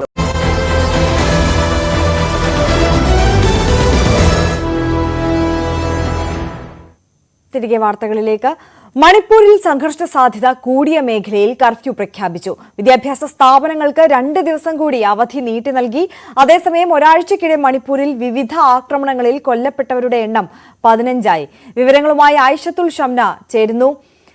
ഐഷത്തുൽ ഷംന, ഇതിപ്പോൾ അതിഭീകരമായ സാഹചര്യമാണ് മണിപ്പൂരിലുള്ളത്. എങ്ങനെയാണ് അവിടുത്തെ സാഹചര്യത്തിന്റെ വിശദാംശങ്ങൾ? തീർച്ചയായും ആര്യ, മണിപ്പൂരിൽ സംഘർഷം ഒരു അയവുമില്ലാതെ തുടർന്നുകൊണ്ടേയിരിക്കുകയാണ്. ഇന്നലെ ഒരു സ്ത്രീ കൊല്ലപ്പെട്ടിരുന്നു. ഇതുവരെ 15 പേരാണ് മണിപ്പൂരിൽ കൊല്ലപ്പെട്ടത്. ഇന്നലെ വിദ്യാർത്ഥികളുടെ നേതൃത്വത്തിൽ രാജ്ഭവനിലേക്ക് മാർച്ച് നടത്തിയിരുന്നു. ആ മാർച്ച് പോലീസ് തടയാൻ ശ്രമിക്കുന്നതിനിടെയാണ് ഈ ഒരു പ്രതിഷേധം വലിയ രീതിയിൽ ഒരു അക്രമത്തിലേക്ക് പോയത്. ക്ഷമിക്കണം ആര്യ, കഴിഞ്ഞ കുറച്ച് ദിവസങ്ങളായി ഇങ്ങനെ മണിപ്പൂരിൽ സംഘർഷം തുടർന്നുകൊണ്ടിരിക്കുകയാണ്. ഇന്റർനെറ്റ് സേവനങ്ങളടക്കം 5 ജില്ലയിൽ ഇന്റർനെറ്റ് സേവനങ്ങളടക്കം റദ്ദാക്കിയിട്ടുണ്ട്. ഒപ്പം തന്നെ 3 ജില്ലകളിൽ നിരോധാജ്ഞയാണ് മണിപ്പൂരിലുള്ളത്. വരും ദിവസങ്ങളിലും ഈ അക്രമം തുടർന്നുകൊണ്ടേയിരിക്കുമെന്നാണ് കരുതപ്പെടുന്നത്. കാരണം അങ്ങനെ ഒരു അവസ്ഥയിലോട്ടാണ് മണിപ്പൂർ പോയിക്കൊണ്ടിരിക്കുന്നത്. 15 പേർ കൊല്ലപ്പെട്ടു എന്ന് പറയുമ്പോൾ തന്നെ ആ അക്രമത്തിന്റെ അല്ലെങ്കിൽ ആ ഒരു ഇത് നമുക്ക് മനസ്സിലാക്കാൻ കഴിയും. വെടിവെപ്പും അതുപോലെ ബോംബാക്രമണം ഉൾപ്പെടെയാണ് കഴിഞ്ഞ ദിവസങ്ങളിൽ മണിപ്പൂരിൽ നടന്നിട്ടുള്ളത്. സർക്കാരിന്റെ ഉപദേഷ്ടാവിനെയും DGPയെയും അടക്കം അവരുടെ അടക്കം രാജി ആവശ്യപ്പെട്ടുകൊണ്ടായിരുന്നു ഈ പ്രതിഷേധം വലിയ രീതിയിൽ ഉണ്ടായിരുന്നത്. എന്തായാലും മണിപ്പൂരിൽ അതീവ ഒരു ഗുരുതരാവസ്ഥയിലോട്ട് അല്ലെങ്കിൽ അത്രയും ആക്രമണത്തിലോട്ട് പോയിക്കൊണ്ടിരിക്കുന്ന ഒരു സാഹചര്യമാണ് നിലവിലുള്ളത്. ആര്യ, തീർച്ചയായും ഷംനയാണ് വിവരങ്ങൾ നൽകിയത്. മറ്റ് വാർത്തകളിലേക്ക് കൂടി കടന്നാൽ, ശ്വാസകോശ അണുബാധയെ തുടർന്ന് ഡൽഹി എയിംസ് ആശുപത്രിയിൽ ചികിത്സയിൽ കഴിയുന്ന CPM ജനറൽ സെക്രട്ടറി സീതാറാം യെച്ചൂരിയുടെ നില ഗുരുതരമായി തുടരുന്നു. ഓഗസ്റ്റ് 19 മുതൽ യെച്ചൂരി തീവ്രപരിചരണ വിഭാഗത്തിലാണ്. സുപ്രീം കോടതി ഉത്തരവ് ലംഘിച്ച് ബംഗാളിൽ സമരം തുടർന്ന് യുവ ഡോക്ടർമാർ സർക്കാരുമായുള്ള ചർച്ചയിൽ നിന്നും വിട്ടുനിന്നു. ആരോഗ്യ സെക്രട്ടറിയും ഡയറക്ടറും രാജിവെക്കണമെന്നാവശ്യപ്പെട്ട് ആരോഗ്യ വകുപ്പ് ആസ്ഥാനത്തേക്ക് സമരക്കാർ മാർച്ച് നടത്തി. അമേരിക്കൻ പ്രസിഡന്റ് തെരഞ്ഞെടുപ്പ് പ്രചാരണത്തിന് ചൂട് പകർന്ന് കമല ഹാരിസ് ഡൊണാൾഡ് ട്രംപ് സംവാദം. വിവാദ വിഷയങ്ങളിൽ പരസ്പരം കടന്നാക്രമിച്ചുകൊണ്ടാണ് ഫിലാഡൽഫിയയിൽ നടന്ന സംവാദത്തിൽ ഇരു സ്ഥാനാർത്ഥികളും പങ്കെടുത്തത്. 1.5 മണിക്കൂർ നീണ്ടുനിന്ന സംവാദത്തിൽ ബൈഡൻ ഭരണകൂടം ഭ്രാന്തൻ നയങ്ങൾ കൊണ്ട് രാജ്യത്തെ നശിപ്പിച്ചെന്ന് ഡൊണാൾഡ് ട്രംപ് ആരോപിച്ചു. കമല ഹാരിസിനെ ഒരു ഘട്ടത്തിൽ മാർക്സിസ്റ്റ് എന്നാണ് ട്രംപ് വിശേഷിപ്പിച്ചത്. ട്രംപിനോടുള്ള അമേരിക്കൻ ജനതയുടെ മടുപ്പിന്റെ സൂചനയാണ് റാലികളിൽ കാണുന്ന ജനങ്ങളുടെ കുറവെന്നായിരുന്നു കമലയുടെ പ്രതിരോധം. ലോക നേതാക്കൾ ട്രംപിനെ നോക്കി ചിരിക്കുകയാണെന്നും Kamala Haris തുറന്നടിച്ചു. Air defense, the ammunition, the artillery, the javelins, the Abrams tanks that we have provided. Ukraine stands as an independent and free country. If Donald Trump were president, Putin would be sitting in Kyiv right now. And understand what that would mean, because Putin's agenda is not just about Ukraine. Understand why the European allies and our NATO allies are so thankful that you are no longer president and that we, understand the importance of the greatest military alliance the world has ever known, which is NATO, and what we have done to preserve the ability of Zelensky and the Ukrainians to fight for their independence. Otherwise, Putin would be sitting in Kyiv with his eyes on the rest of Europe, starting with Poland. And why don't you tell the 800,000 Polish Americans right here in Pennsylvania how quickly you would give up for the sake of favor and what you think is a friendship with what is known to be a dictator who would eat you for lunch. And he wouldn't have lost 300,000 men and women, but he would have been sitting in Moscow. Quiet, please. He would have been sitting in Moscow much happier than he is right now. But eventually, he's got a thing that other people don't have. He's got nuclear weapons. They don't ever talk about that. He's got nuclear weapons. Nobody ever thinks about that. And eventually, maybe he'll use them, and maybe he hasn't been that threatening, but he does have that. Something we don't even like to talk about. Nobody likes to talk about it. But just so you understand, they sent her to negotiate peace before this war started. 3 days later, he went in and he started the war because everything they said was weak and stupid. They said the wrong things. That war should have never started. She was the emissary. They sent her in to negotiate with Zelensky and Putin, and she did. And the war started 3 days later. And that's the kind of talent we have with her. She's worse than Biden. In my opinion, I think he's the worst president in the history of our country. തിരികെ എത്താം ഇടവേളയ്ക്ക് ശേഷം.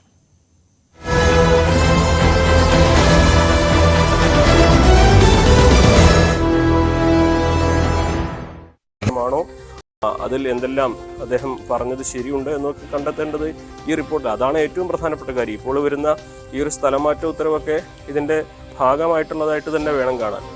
അതേസമയം ഏറ്റവും പ്രധാനപ്പെട്ട ഇന്നലത്തെ മറ്റൊരു കാര്യം, അൻവർ ഒരു വാട്സപ്പ് നമ്പർ നൽകി അതിലേക്ക് ഉദ്യോഗസ്ഥർക്കെതിരായ ആക്ഷേപങ്ങളും അഴിമതികളും അതേപോലെ ഈ ഉദ്യോഗസ്ഥരുടെ അപ്രീതി കാരണം ബുദ്ധിമുട്ടായ ആളുകൾക്കും കള്ളക്കേസിൽ കുടുക്കിയവർക്കൊക്കെ അവരുടെ പരാതി പങ്കുവെക്കാനുള്ള ഒരു സംവിധാനം രൂപീകരിച്ചതെന്ന് കഴിഞ്ഞ ആഴ്ച വാർത്താ സമ്മേളനത്തിൽ പറഞ്ഞിരുന്നു. ആ നമ്പറും അദ്ദേഹം പുറത്തുവിട്ടിരുന്നു. ആ വാട്സപ്പ് നമ്പറാണ് ഇന്നലെ സ്പാം ആണെന്ന് പറഞ്ഞ് ബ്ലോക്ക് ചെയ്ത് ഇനി അതിൻ്റെ തുടർച്ചയായിട്ട് ഇനി വേറെ നമ്പർ എടുക്കും.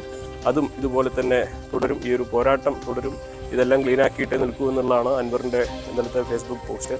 എന്താണെങ്കിലും അൻവറിൻ്റെ വാർത്തകൾ അല്ലെങ്കിൽ അൻവർ തുടങ്ങി വെച്ച പോരാട്ടത്തെ സർക്കാർ ആശങ്കയോടെ കാണുന്നുണ്ടോ എന്ന് ചോദിച്ചാൽ ആശങ്കയുണ്ട്.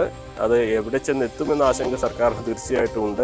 രാഷ്ട്രീയമായിട്ടുള്ള ചില ആശങ്കകളും ഇതിലുണ്ട്. കാരണം ഈ ഒരു വിഷയത്തിൽ അൻവർ തുടങ്ങി വെച്ചത് അനീതിക്കെതിരെ അല്ലെങ്കിൽ അഴിമതിക്കെതിരായ ഒരു വലിയ പോരാട്ടമാണ്. പക്ഷെ അതിൽ ആരൊക്കെ അൻവറിനെ പിന്തുണയ്ക്കുന്നു എന്നുള്ളതാണ് ഇടതുപക്ഷത്തെ സംബന്ധിച്ച ആശങ്ക. ഇടതുപക്ഷത്തിന് ഒരിക്കലും കൈകോർക്കാൻ കഴിയാത്ത പലരും അൻവറിന് അനുകൂലമായിട്ട് നിലപാടെടുക്കുകയും അൻവറിന് വേണ്ടി ഫേസ്ബുക്കിലൂടെ പ്രസ്താവനകളുമായിട്ട് വരികയും അതൊക്കെ നാളെ ഒരു പക്ഷേ മറ്റൊരു വഴിയിലേക്ക് പോകുമോ എന്ന ആശങ്കയൊക്കെ ഇടതുപക്ഷത്തിന് തീർച്ചയാണ്. അൻവർ ഇടതുപക്ഷത്തിൻ്റെ കീഴിൽ ചെങ്കൊടിക്ക് താഴെ നിൽക്കുമെന്ന് അടിക്കടി ഫേസ്ബുക്കിൽ പറയുന്നുണ്ടെങ്കിലും അൻവർ ഉന്നയിച്ച ആശയങ്ങൾ അല്ലെങ്കിൽ ആ ആവശ്യങ്ങൾ അതിന് രാഷ്ട്രീയത്തിന് അതീതമായ ഒരു സ്വീകാര്യത ലഭിക്കുന്നതും അതിനെ പിന്തുണയ്ക്കുന്നവർ ഇടതുപക്ഷത്തിന് അംഗീകരിക്കാൻ കഴിയാത്ത പലരും അതിനെ പിന്തുണയ്ക്കുന്നു എന്നതും ഇടതുപക്ഷത്തെ സംബന്ധിച്ച് അല്പം ആശങ്ക ഉണ്ടാക്കുന്ന ഒരു കാര്യം തന്നെയാണ്.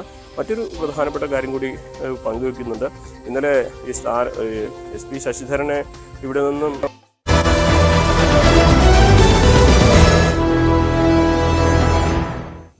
ഇനി ഓണവിശേഷങ്ങളിലേക്കാണ് ഇന്ന് തൃക്കേട്ട.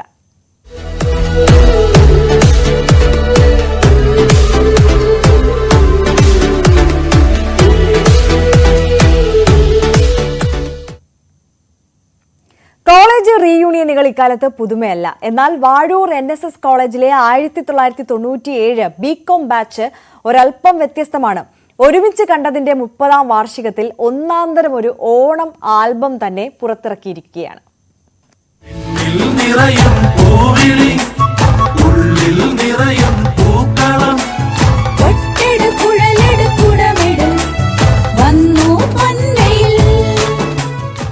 അപ്പോൾ ഇവരാണ് ആ ടീം. വാഴൂർ NSS കോളേജിലെ 1994 അഡ്മിഷൻ നേടി 97 പുറത്തിറങ്ങിയ ടീമാണ്. ഇവരാണ് ഈ ഓണം വ്യത്യസ്തമായി ഒരല്പം വ്യത്യസ്തമായി ആഘോഷിക്കാൻ ഒരു ഓണപ്പാട്ട് തന്നെ ഒരുക്കിയത്. അത് എഴുതുകയും സംവിധാനം ചെയ്യുകയൊക്കെ ചെയ്ത അഭിലാഷുണ്ട് എന്നോട് ആദ്യം എന്താണ് ഇങ്ങനൊരു ഐഡിയയിലേക്ക് വന്നത്? ഞങ്ങളൊരു 30 വർഷത്തെ സൗഹൃദമാണ് ഞങ്ങൾക്കുണ്ടായിരുന്നത്. ആ 30 വർഷത്തെ സൗഹൃദത്തിൽ പലപ്പോഴായിട്ട് ഞങ്ങൾ കണ്ടുമുട്ടുന്ന സന്ദർഭങ്ങളിലെല്ലാം ഒരു വെറൈറ്റി ആയിട്ടുള്ള എന്തെങ്കിലും ഒരു കാര്യം ചെയ്യണമെന്നുള്ള ഒരു അഭിപ്രായം എല്ലാവരുടെ ഇടയിലും ഉണ്ടായിരുന്നു. അപ്പോൾ അതിൻ്റെ അടിസ്ഥാനത്തിലാണ് ഇപ്രാവശ്യത്തെ ഓണക്കാലത്ത് ഞങ്ങളെല്ലാവരും കൂടെ കൂടിയിട്ട് ഒരു ഓണപ്പാട്ട് തന്നെ റെഡിയാക്കിയാൽ എന്ത് എന്നുള്ളൊരു ചിന്ത ഉണ്ടായത്. ഇപ്പം ഞങ്ങൾ മാത്രമല്ല, ഇതിനകത്ത് കുറേ കൂടി ആളുകൾ ഉണ്ടായിരുന്നു. അവർ വിദേശത്തുമൊക്കെ ആയിട്ട് അവധിയെടുത്ത് ആ സമയത്ത് വന്നിരുന്നവരാണ്. പക്ഷേ അവരെല്ലാം തിരിച്ചുപോയി. പക്ഷേ ബാക്കിയുള്ള ആളുകൾ എല്ലാവരും കൂടെ കൂടിയിട്ട് ഞങ്ങളിന്ന് ഒന്ന് കൂടിയിട്ടാണ് ഈ ബൈറ്റിന് വേണ്ടിയിട്ട് ഒന്നിച്ചു ചേരുന്നത്. പക്ഷെ ഞങ്ങൾ ആ ഒരു വെറൈറ്റി ആയിട്ടുള്ള ഒരു കാര്യം ചെയ്യുന്നതിന് വേണ്ടി ഒരു ഓണപ്പാട്ട് തന്നെ വേണം എന്നുള്ള ഒരു ചിന്ത ഞങ്ങളുടെ എല്ലാവരുടെയും മനസ്സിലുണ്ടാകുകയും അതനുസരിച്ച് ഞാനൊരു പാട്ട് എഴുതി സംഗീതം കൊടുക്കുകയും അത് എല്ലാവരുടെ കൂടി പാടുകയും അതിനോടൊപ്പം തന്നെ അതിനകത്ത് ഓരോ രംഗങ്ങളിലും അഭിനയിക്കുന്ന ആളുകൾ പോലും ഞങ്ങളെല്ലാവരുമായിട്ട് ഒന്നിച്ച് ചേരുകയും ഒന്നിച്ചാകുകയും ചെയ്തതിൻ്റെ അടിസ്ഥാനത്തിലാണ് ഇപ്രാവശ്യത്തെ ഓണത്തിന് ഞങ്ങൾ എല്ലാവർക്കും ഓണാശംസകൾ നേരുന്നതിനോടൊപ്പം തന്നെ ഞങ്ങളുടെ ഈ സ്പെഷ്യൽ പാട്ടുകൂടി കേരള മനസ്സിലേക്ക്, മലയാളികളുടെ മനസ്സിലേക്ക്, ലോകത്തെമ്പാടുമുള്ള മലയാളികളുടെ മനസ്സിലേക്ക് ഞങ്ങൾ സമ്മാനിക്കുന്നു. നിങ്ങൾക്ക് പുറത്തുനിന്ന് ആരുടെ ആവശ്യമില്ലല്ലേ? എഴുത്തുകാരും അഭിനേതാക്കളും എല്ലാം സ്വന്തം ആളുകൾ തന്നെയാണ്. അതെ, ഞങ്ങളിൽ ഒരാളായ അഭിലാഷാണ് ഇതിൻ്റെ വരികൾ എഴുതിയിരിക്കുന്നത്. പിന്നെ ഞങ്ങളെല്ലാവരും തന്നെയാണ് അഭിനയിച്ചിരിക്കുന്നത്. എങ്ങനെ ഈ ഒരു ഐഡിയയിലേക്ക് നിങ്ങൾ വെറൈറ്റി മാത്രം ചിന്തിക്കുക എന്നുള്ളതാണോ നിങ്ങളുടെ ഒരു പ്ലാൻ? വെറൈറ്റി അല്ല, ഇതിലും പ്രത്യേകിച്ച് പ്ലാനിങ് ഒന്നും ഇല്ലായിരുന്നു. പ്ലാനായിട്ട് ചെയ്തതായിട്ടൊന്നും അറിയില്ല. ചിലപ്പോൾ വിളിച്ചിട്ട് ഒരു 5-6 ദിവസം മുന്നേ പറയും ഇന്ന പോലെ സംഭവം ഉണ്ട്, വരുന്നോ ഇല്ലയോ. അപ്പം നമ്മളങ്ങ് ഓട്ടോമാറ്റിക്കലി ഒരു സൗഹൃദത്തിൻ്റെ ഞങ്ങൾ 2 വർഷം മുമ്പ് ഗെറ്റ് ടുഗദർ വെച്ചിരുന്നു. അപ്പോൾ ആ സമയത്താണ് ഈ ആൾക്കാരുമായിട്ടെല്ലാം വീണ്ടും ഒരു റീയൂണിയൻ ഉണ്ടായത്. അപ്പോൾ അതോടുകൂടി നമുക്കൊരു ആ സൗഹൃദം നിലനിർത്തണം എന്നുള്ളൊരു ചിന്തയുണ്ടായി. ഈ ഒരുപാട് വർഷം പരിചയമാണ് അല്ലേ? ഇങ്ങനെ പറയുമ്പോൾ ഏതാണ്ട് 10-30 വർഷത്തോളം ഉണ്ട്. ഈ സൗഹൃദങ്ങളെ ഈ ആ ഒരു കാലത്തെ സൗഹൃദം എങ്ങനെയാണ് അത് നിലനിന്ന് പോകുന്നത്? എങ്ങനെയാണ്? ഞങ്ങൾ ശരിക്കും പറഞ്ഞാൽ ആ ഡിഗ്രി കഴിഞ്ഞ സമയത്ത് തന്നെ 2000 കാലഘട്ടത്തിൽ ഞങ്ങൾ യാഹൂവിൽ ഗ്രൂപ്പ് ഉണ്ടാക്കിയ ആൾക്കാരാണ്. അത് കഴിഞ്ഞിട്ട് പിന്നെ ഞങ്ങൾ വന്നിട്ട് ഓർക്കുട്ടിൽ ഞങ്ങൾ ഗ്രൂപ്പാക്കി, പിന്നെ ഫേസ്ബുക്കിലാക്കി, പിന്നെ ഇപ്പോൾ വാട്സപ്പ് വന്നു കഴിഞ്ഞപ്പോൾ റീയൂണിന് വേണ്ടി ഞങ്ങൾ വീണ്ടും ഒരു ഗ്രൂപ്പ് ഉണ്ടാക്കി. എല്ലാവരും ഒന്നുകൂടെ കിട്ടാത്തവരെ ഞങ്ങൾ കോളേജിൽ ചെന്ന് അഡ്രസ്സ് കണ്ടുപിടിച്ച് ഞങ്ങൾ വീടുകൾ ഒത്തിരി എഫേർട്ട് എടുത്തു. ഞങ്ങൾ എന്ന് വെച്ചാൽ ഒരിക്കലും പിന്നെ കാണാത്ത ഒരുപാട് കല്യാണം കഴിച്ച് ദൂരെ പോയവരൊക്കെ ഉണ്ടായിരുന്നു. അവരെയൊക്കെ ഞങ്ങൾ കോളേജിൽ പോയി അഡ്രസ്സ് എടുത്ത് ഒരുപാട് എഫേർട്ട് എടുത്തു. ഞങ്ങൾ കാണാതെ പോയവരെയൊക്കെ കണ്ടുപിടിക്കും. പക്ഷെ എല്ലാവരെയും കണ്ടുപിടിച്ചു. ഒരാൾ മാത്രമേ മരിച്ചു പോയുള്ളൂ. ബാക്കി എല്ലാവരും ഞങ്ങൾ ഇപ്പോഴും ലൈവായിട്ട് തന്നെ ഞങ്ങളെപ്പോഴും ശരിക്കും പറഞ്ഞാൽ ഞങ്ങൾ പിരിഞ്ഞിട്ടേ ഇല്ലെന്ന് പറയാം. ഞങ്ങൾ ആ 30 വർഷം കഴിഞ്ഞിട്ടും ഞങ്ങൾ എപ്പോഴും എവിടെയെങ്കിലുമൊക്കെ വെച്ച് ആരെങ്കിലുമൊക്കെ കാണുന്നതുകൊണ്ട് ഞങ്ങൾ എപ്പോഴും ആ സൗഹൃദം എന്ന് വെച്ചാൽ ഞങ്ങളൊന്നും വേറെ ആരുടെയും അല്ല, ഞങ്ങളുടെയൊക്കെ സ്വന്തം എന്ന് പറഞ്ഞാൽ ഇവരൊക്കെ തന്നെ ഉള്ളൂ. അതുകൊണ്ട് ഞങ്ങൾക്കത് ഞങ്ങൾ അങ്ങോട്ടും ഇങ്ങോട്ടും പോകുന്നില്ലെന്നുള്ള രസം. അപ്പം ഞങ്ങൾക്ക് തോന്നിയൊരു രസമാണ് ഇത്. ഇപ്പം ചിലപ്പോൾ തലേദിവസമായിരിക്കും വിളിച്ചത്, പക്ഷേ ഞങ്ങളെല്ലാം എത്തിക്കഴിയും. അത് അങ്ങനെ ഒരു ബോണ്ടായതുകൊണ്ട് ഞങ്ങളത് അങ്ങനെ തന്നെ കൊണ്ടുപോകുന്നു. ഓർക്കുട്ട് എന്നൊക്കെ പറയുമ്പം ഒരുപാട് ഇപ്പം കേൾക്കുന്നവർക്ക് എല്ലാവർക്കും വലിയ നൊസ്റ്റാൾജിയ ആയിരിക്കും. മൊത്തത്തിലൊരു നൊസ്റ്റാൾജിയുടെ കളിയുണ്ടല്ലേ ഇതിൽ? തീർച്ചയായും. കാര്യം ഇത്രയും വർഷം പിന്നോട്ട് ചിന്തിക്കുമ്പോൾ 30 വർഷത്തെ ഒരു സൗഹൃദം ഇത്രയും പേരെ ഒന്നിച്ചു കൂട്ടി ഇങ്ങനെ ഒരു ഓണപ്പാട്ടിലേക്ക് കൊണ്ടെത്തിക്കുവാൻ തക്കവണ്ണമായിട്ട് അതിൻ്റെ പിന്നിൽ ഒരുപാട് കഷ്ടപ്പാടുണ്ട്. പ്രത്യേകിച്ച് ഞങ്ങൾ ഈ അവസരത്തിൽ ഒരു നന്ദിയും കൂടെ പറയുകയാണ് അഭിലാഷിന്. കാര്യം അദ്ദേഹം ഇങ്ങനെ ഒരു എഫേർട്ട് എടുത്തതുകൊണ്ടാണ് ഞങ്ങൾക്ക് ഇതുപോലൊരു നൊസ്റ്റാൾജിക് അനുഭവത്തിലേക്ക് തന്നെ കടന്നു വരാൻ സാധിച്ചത്.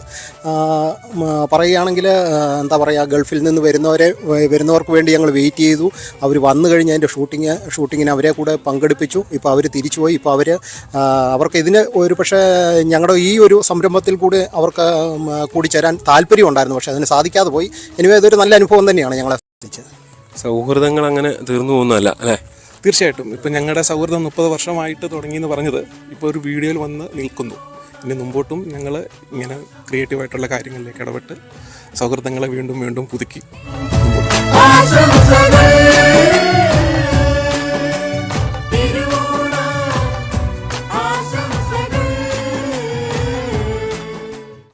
എന്തായാലും ഊഷ്മളമായൊരു സൗഹൃദം തന്നെയാണ് ഇവരുടെയൊക്കെ വാക്കുകളിൽ ഉള്ളത് എന്ന് തന്നെ പറയേണ്ടി വരും. അതുകൊണ്ട് തന്നെ വളരെ ഗംഭീരമായ എഫർട്ടൊക്കെ എടുത്ത് അവരൊരു ഗംഭീര ആൽബവും പുറത്തിറക്കിയിരിക്കുകയാണ്. ഓണക്കാലത്ത് എല്ലാവർക്കും ആശംസകൾ നേർന്നുകൊണ്ടുകൂടിയാണ് ഇങ്ങനെ ഒരു ആൽബം അവർ പുറത്തിറക്കിയിരിക്കുന്നത്.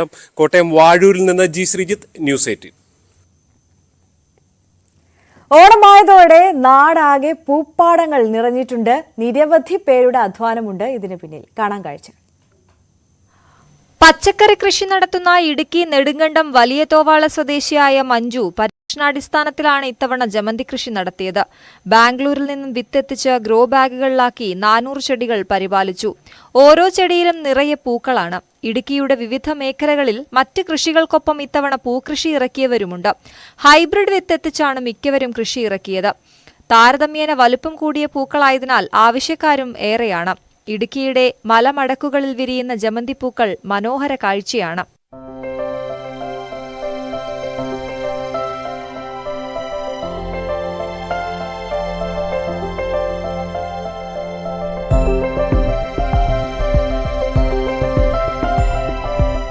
എനിക്ക് ഈ കൃഷിയെക്കുറിച്ച് അത്ര അറിവൊന്നും ഇല്ലായിരുന്നു. എങ്കിലും എൻ്റെ സ്വയം ഒരു അറിവ് വെച്ചിട്ട് ഞാൻ അങ്ങ് ചെയ്തതാണ്. നല്ല മുഴുത്ത പൂവാണ്. ഏകദേശം ഒരു ചെടിയിൽ തന്നെ ഒരു 300 ഗ്രാമോളമുള്ള 30 ഗ്രാമോളമുള്ള പൂവുണ്ട് ഇതിനകത്ത്. പാലക്കാട് വിളയൂർ പഞ്ചായത്തിന്റെ സഹകരണത്തോടെ ഓണവിപണി ലക്ഷ്യമിട്ടാണ് കുടുംബശ്രീ പ്രവർത്തകർ പൂക്കൃഷി ഇറക്കിയത്. ഓണക്കാലമായാൽ ഇതര സംസ്ഥാനങ്ങളിൽ നിന്നുള്ള പൂവിനെ ആശ്രയിക്കാതെ തദ്ദേശീയമായി വളർത്തിയ പൂക്കൾ വിപണിയിലെത്തിക്കുകയാണ് ലക്ഷ്യം. പരീക്ഷണാടിസ്ഥാനത്തിൽ പൂക്കൃഷി തുടങ്ങുകയായിരുന്നു കുടുംബശ്രീ പ്രവർത്തകർ.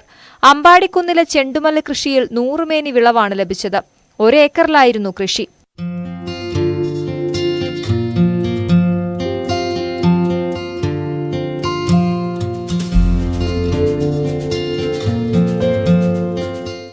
കപ്പ കൃഷി ചെയ്ത സ്ഥലത്ത് പൂക്കൾ കൃഷി ചെയ്ത് വിജയം കൈവരിച്ചിരിക്കുകയാണ് തൊടുപുഴയ്ക്കടുത്തുള്ള ഉടുമ്പന്നൂരിലെ ബിനീഷും കുടുംബവും.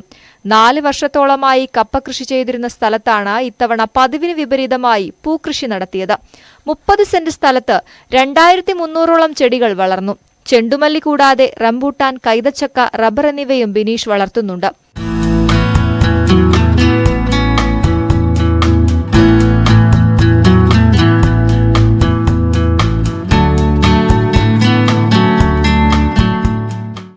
പണ്ട് തൊട്ടേ എനിക്ക് പൂക്കൾ ഭയങ്കര ഇഷ്ടമായിരുന്നു. അപ്പോൾ നമ്മുടെ നാട്ടിൽ ഗന്ധിപ്പൂ ഉണ്ടാകുമോ എന്നൊരു സംശയം എല്ലാവരും പറയുന്നുണ്ടായിരുന്നു. ചൂട് കൂടുതലാണ്, കാലാവസ്ഥ മോശമാണ് എന്നൊക്കെ. അപ്പോൾ ഒരു പരീക്ഷണാർത്ഥം ചെയ്തു നോക്കിയതാണ്. ഏതായാലും തമിഴ്നാട്ടിലേക്കാളും ലാഭകരമായി നമ്മുടെ നാട്ടിലും ഗന്ധി സുലഭമായി ഉണ്ടാകുമെന്ന് എനിക്കിതിലൂടെ തെളിയിക്കാൻ പറ്റി. News desk, news 18. അതേസമയം പാലക്കാട്ടെ നെൽ കർഷകർക്ക് പക്ഷേ ഇത്തവണ വറുതിയുടെ ഓണമാണ്. സപ്ലൈകോയ്ക്ക് നൽകിയ നെല്ലിന്റെ വില ലഭിക്കാതെ ഏറെ പ്രതിസന്ധിയിലാണ് കർഷകർ. 1ാം വിള നെല്ലിന്റെ വിലയെങ്കിലും ഓണത്തിന് ലഭ്യമാക്കണമെന്നാണ് ഇവരുടെ ആവശ്യം. 2023-2024 സാമ്പത്തിക വർഷത്തിൽ 1ാം വിളയായി നെല്ല് സംഭരിച്ച വകയിൽ പാലക്കാട്ടെ കർഷകർക്ക് 1.5 കോടിയോളം രൂപ ലഭിക്കാനുണ്ട്.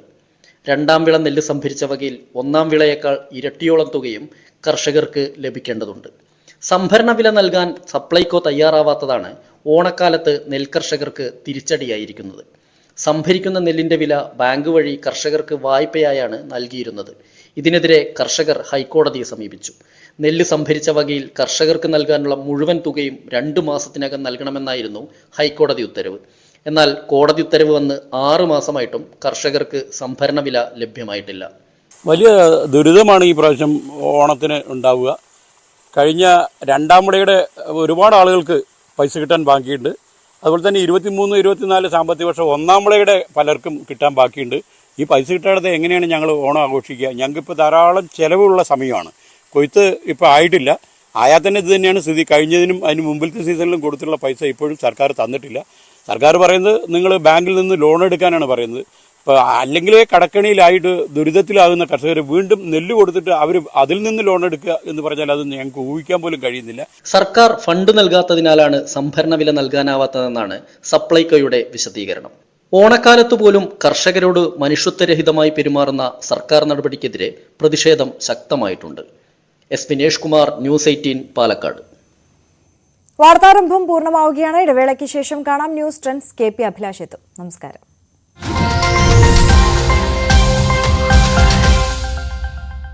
അറിഞ്ഞ ഉടനെ തന്നെ KT ജലീലും ഫേസ്ബുക്കിൽ ഒരു പോസ്റ്റ് ഇട്ടിരുന്നു. അതിൽ ഏറ്റവും വലിയ ആരോപണം ശശിധരൻ സംഘി മനസ്സുള്ള ഒരു ഉദ്യോഗസ്ഥരാണ് എന്നുള്ളതാണ്.